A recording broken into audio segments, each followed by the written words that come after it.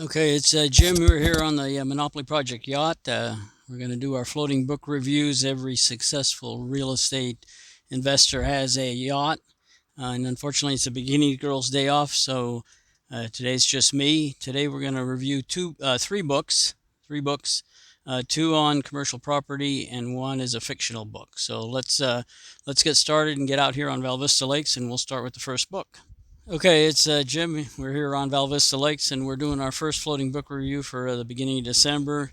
You can see the book's name here is The Scent of Corruption, and unfortunately, I have the phone set so it doesn't flip the image, and so you're seeing a mirror image, and I will try and fix that in the editing.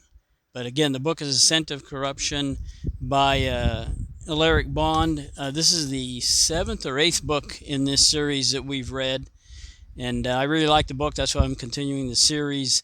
There's a lot of good things about it, including, you never quite know what's going to happen at the end. I'll give a spoiler that gives an example of that.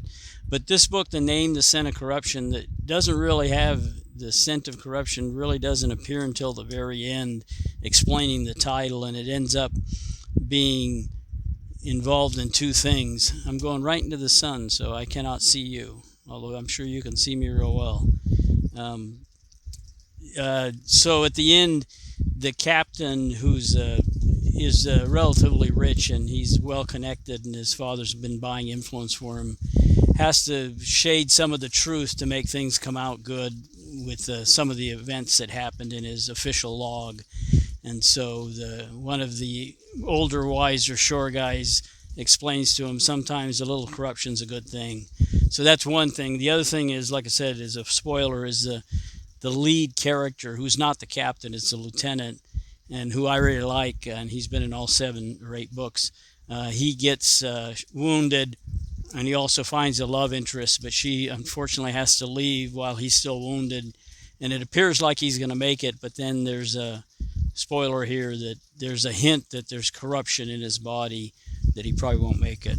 So in any case, it's like I said, I really enjoyed these books. I think there's 15 or 16 in the series, so I'm gonna get the next one and see what happens. Undoubtedly, he will hopefully come back to life in the next book and continue the romantic interest and continue the story. And this one's particularly good. He always has really good main battle scenes. This one happens at the very end, and he ties in some personal situations and relationships and things.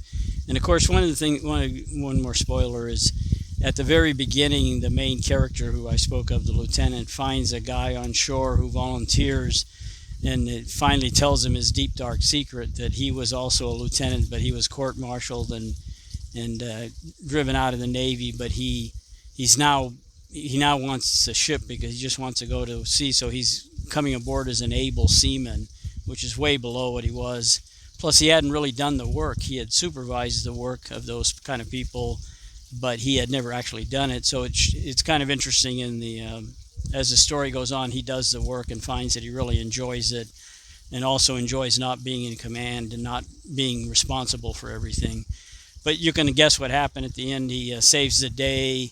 It sort of reminded me, I forget the name of the movie where the guy is a Navy SEAL, and he's been banished to KP duty, to the kitchen, because he crossed one of the officers.